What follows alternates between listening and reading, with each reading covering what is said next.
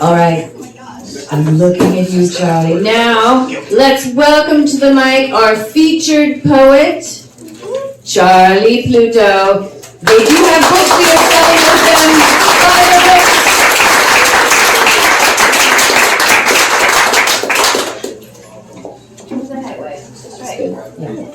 So a little disappointment on the book thing. I actually have sold all my books. The only books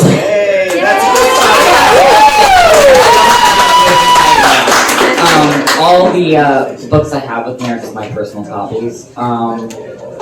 I was trying to figure out what to read because there's a lot of options. Also, if you get a nip slip, I apologize in advance.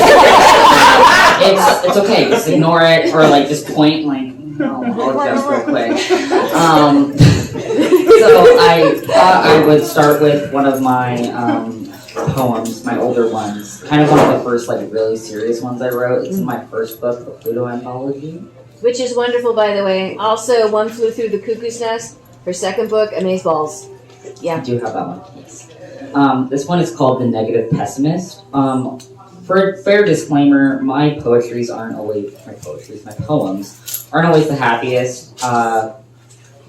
I talk about mental health a lot and the struggles that come with that. So if that is triggering, potentially just like tune me out or like hum to yourself. So this one is called The Negative Pessimist. I've always been sad. Sure, not depressed the whole time, but always sad. I was a kid that was just so negative, a pessimist. By the time it started becoming actual depression, I had earned myself the nickname Eeyore. You know, the sad little donkey from Winnie the Pooh. Funny thing to call a 5th grader. Almost as funny as the handful of aspirin little 10-year-old me took because I just wanted the pain to stop. I didn't even know what suicidal meant. I was just a little sad, you know. So negative, pessimist. Maybe there were outside factors contributing, like, I don't know, years of abuse from my mother, abandonment issues, not quite knowing what was going on, but knowing enough to know that they should not touch me that way. But what problems do I have? I'm just 12, taking handfuls of whatever pills I can find every other day of my 7th grade year, hating every morning, knowing I didn't take enough. By this time, I knew I was suicidal. But no, I was just an emo that liked to only wear black, so negative, a pessimist. At some point, my struggles became more apparent. Someone had anonymously reported to the safe to tell thing our school had that I was depressed. Who knew they'd actually take it seriously? Like, fuck, would I have done this if I knew they'd take it seriously? A total of 3 separate reports were made. 2 of them were me trying to get help. In the end, it all boiled down to me having me and my backpack searched every day before school. They had to get someone and the vice principal to do it. I never found out who made that other report. I was sent to the school counselor who had horrible separation anxiety from her house and kids. I really should have been paid for those sessions. I also got a therapist, woohoo, who knew her response to me opening up about years of sexual abuse from a family member would be, at least you weren't raped. Fuck you, Sharon. But what did I expect? I knew how she saw me. I was just so negative, pessimist. From there on, it was a downward spiral. In the end, we got 8 therapists, a matching but unrelated 8 crazy house admissions, 2 of which were residentials, one of which I spent 2.5 months, so many meds, and damn near a pharmacist. Blah, blah, blah, woe is me, it sucked. It was indeed fucked, but hey, what can I say? I knew I was so negative, a pessimist. Where does that leave us now? I moved to a desert in July of 2021. Who knew this hotter than balls state would save my life? No more loony bin visits, though I am friends with several of my past cellmates. We've got a lovely cocktail of meds that keep me not batshit crazy. I like myself. No, I love myself. I'm not so much negative, rather nihilistic adjacent, and I wouldn't say I'm a pessimist either, rather pretty fucking dark, but in a good way. I wake up every morning wondering what awaits me, thankful that I'll get to find out. Who knew I'd love failing something? And for the record, I think I'm closer to Tigger than Eeyore.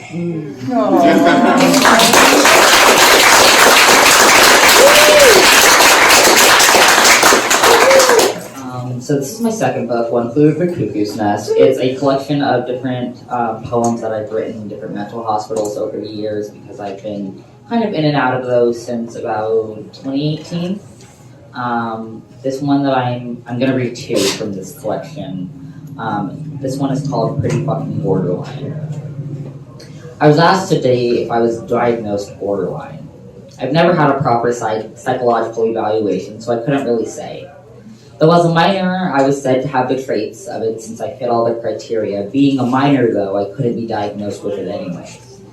I like to say I don't meet the criteria anymore, but then I remember my need to smoke cigarettes, simply because I know that I should. I like that it's killing me.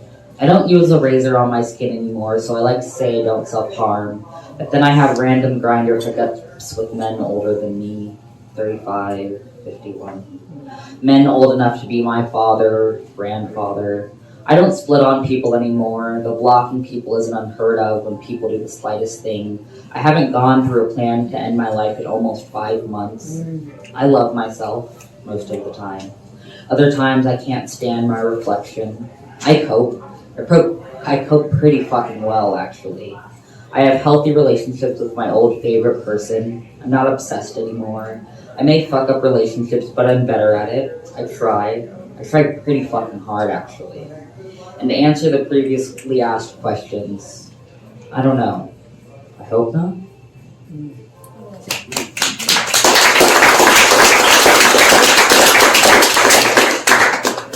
And this one is called Sick to My Stomach. It's one of those days where I can't stand my own reflection. Looking in the mirror is utterly nauseating. I don't know why. I want to rip off my skin and disappear. It's insane to try to explain how I'm physically sick to my stomach simply because I exist and am perceived. I want to cry, but I have no reason to, other than the fact that I'm here. I hate feeling this way, only knowing how to express myself in poems. I hate being around people. I hate hating. I know this will pass. It always does. It doesn't make me feel any better. I'm still sick in my stomach, in my head. I feel like a disease. Oh,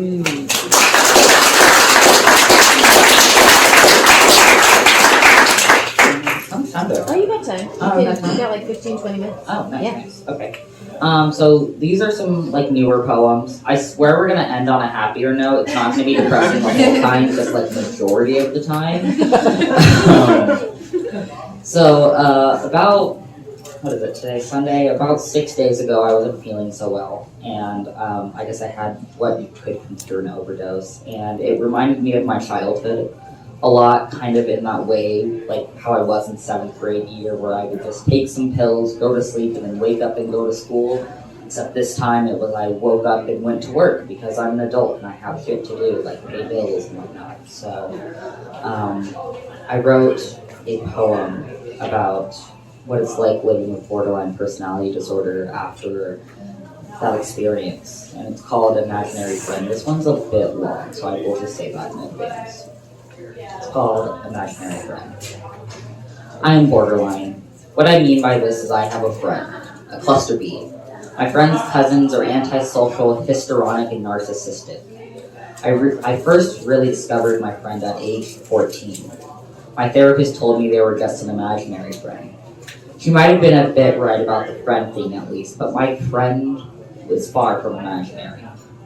I have BPD, a pervasive pattern of instability in interpersonal relationships, self-image, and emotions, accompanied by marked impulsivity from early adulthood, or in my case, childhood.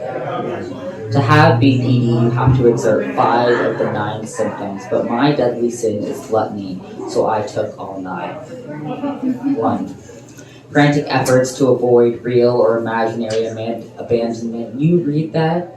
You hear that, audience? Don't leave me. I know you want to. Fuck it, I'll leave first. Wait. No, this is number 2. Unstable and intense relationships. I like what we have. You're really sweet. Maybe the kindest audience I've ever had. Have you read my other stuff? No? Well, why not? You said you liked my poetry. You said you liked me. Why haven't you read all of my other stuff? Fuck you! I never liked you to begin with. 3. Identity disturbance. Persistent and unstable self-image or sense of self. I don't view myself as a human. I am simply an energy. I was assigned this body that I like to customize and feel the need to change at least once a month. I can't stare at it too long in the mirror though, or it morphs into someone I've never seen before. something stranger that I still find beautiful. Number 4. Impulsivity in these 2 areas, such as spending, sex, substance abuse, reckless driving, or binge eating. I've always been too scared to recklessly drive, especially after my friend died in an accident.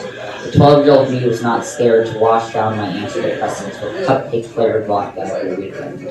Nor was I afraid of meeting strangers older than me in hotel rooms or garages to do things I pretend to enjoy in the middle of the night just to feel close to someone. 5. Recurrent suicidal or self-harm behaviors. I tell the ones who are in the know that I used to play violin, and we bond over broken pencil sharpeners. The ones with enough self-love never understand how to drink activated charcoal in the back of an ambulance. The scars on my skin tell more tattooed stories than my lips could ever muster. 6. Affective instability due to reactivity and mood. That's a fun sequence of words. I don't have manic episodes or even hypomanic episodes. I have manic minutes, hours. I will rearrange my entire room in 30 minutes flat, cook a dinner for my entire family by 10 p.m., but by 10:05 they're calling 911 because I forgot that my prescription called for 1 pill a day, not 1 bottle. Number 7, chronic feeling of emptiness. Number 8, inappropriate, intense anger or difficulty controlling anger. Lucky for those around me, I take my anger out on myself, out on metal hospital walls with my fists, out with sharp razors on my wrists. I blow my anger into a balloon until an undeserving person takes one last unfortunate breath. Number 9, periods of stress-related paranoia and loss of connection with reality. I don't remember my freshman year of high school very much. The weather was cloudy with persistent fog, and my brain was set to autopilot. I lived like this for years, shoved into the back of my brain, observing life through a mental VR headset. I have borderline personality disorder, a detrimental disease that affects my aspect of my life due to mistreatment in my childhood. There is no cure. Sure, I can go into remission through enough therapy, but I will never be cured. I will always have my friend, who is so fucking far from imaginary.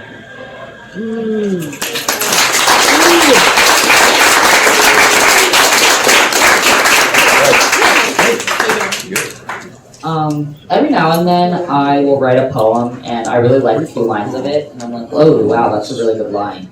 And that's how I feel about the last few lines of this one. I wrote this one yesterday. It is called To Call Up the Press. It is called Forced Slumber. I feel as though I'm going into cardiac arrest. My heart is racing, my blood is boiling, I'm dizzy.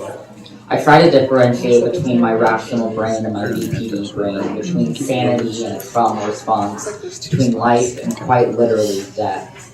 I feel as though because of this disease I have to be alone.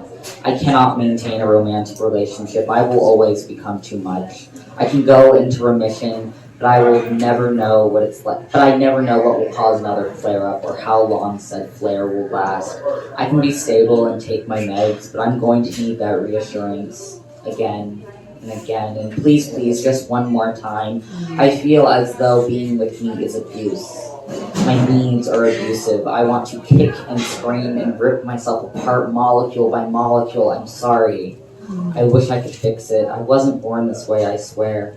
I wasn't always broken. I was made this way. Someone made this bed, and I am forced to sleep in it.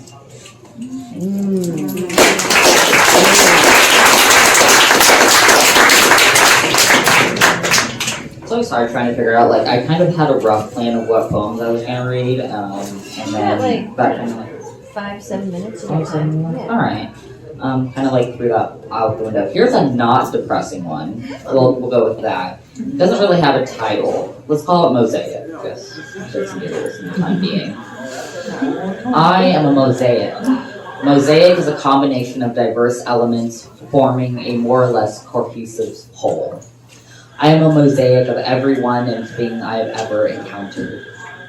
While his dazzles people with their hazel hue, my dark chocolate brown eyes that appear a bit lighter some days are a piece of my father protruding from my skull. And while they're no longer together, my parents made a beautiful combination that centers my face that allows me to smell the roses. Flowers that I stop to take pictures of the same way my Oma makes any walk twice as long by doing the same. I learned the scientific name of these plants because when my seventh grade science teacher introduced me to this Latin world, I fell in love. And just like everything else in my life, I fall in love again and again because my stepmom showed me that there's always more love to give. I give time of day to any stranger just to talk because my auntie Quisha taught me how you can't judge someone based on how they walk. I start conversations with them because no matter the location, every Dutch Bros barista has shown me the power of how one simple question can brighten someone's day. It may not be religious, but I was taught from a young age to be blessed for every day I wake up from a late Miss Ray, and I pray over an amethyst rosary whenever I go to drive, gaining protection from my late friend Mary. I find the humor in my misfortunes the same way my best friend Chloe jokes about her dead father, not in a cruel manner, but because she knows it's how he would have wanted her to cope. I snap when I like something the way my family of poets taught me, and I say Picasso to things I love the way Ollie does after all of my green flags. I wrap my laces around my ankle before tying them the way I saw a girl have hers tied when I was in the 9th grade, and I tend to wear socks with sandals because my cousin Wendy and I always thought it was so lame. I am a mosaic. I cry when I need to because my ex showed me the beauty and vulnerability. I laugh loudly because my friend Karen showed me that joy shouldn't be hidden. I pinky promise because my best friend Maura and I have done it since the 2nd grade, and I find stars in my acne scars the way Rebecca Lewis did when I was 14. I'm not afraid to speak my truth because my grandma has never held her tongue, and I wrote this poem because a guy on TikTok told me that I am a mosaic. I am a piece of everything and everyone I have ever encountered. I am a piece of art that will expand the more I experience. Ooh.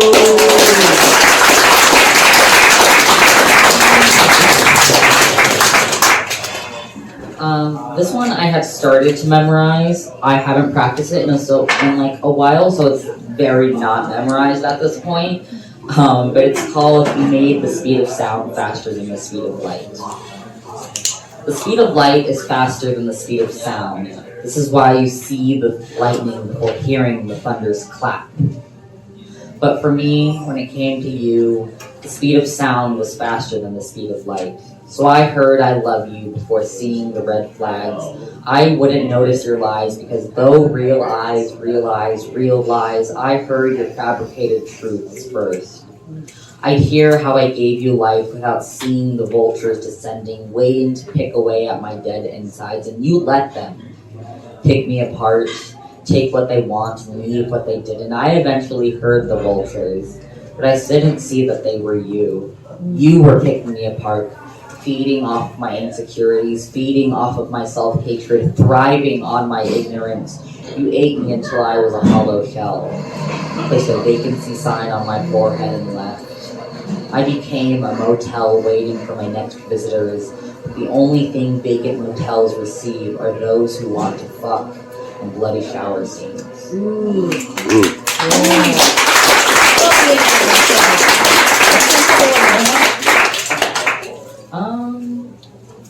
We'll do this one. It's called Am I? I've performed this one here before. Am I a boy? No. But if a boy were to love me, I'd want him to love me as a boy does a boy. Am I a girl? No. But I love my skirts and dresses. I want a girl to kiss me not the same way she'd kiss a boy, but different. I know this might sound queer, but so am I. Is it a crime to yearn for a romance of the sort? Crave to be touched in a homoerotic manner? Yes. In some places it is. Why are we shamed for loving one another in ways that don't meet societal norms? Why are we ostracized for loving one another in a way that doesn't fit their agenda? Why are we killed for loving one another in our true, purest form? Am I queer? Yes. But am I free? No. Oh,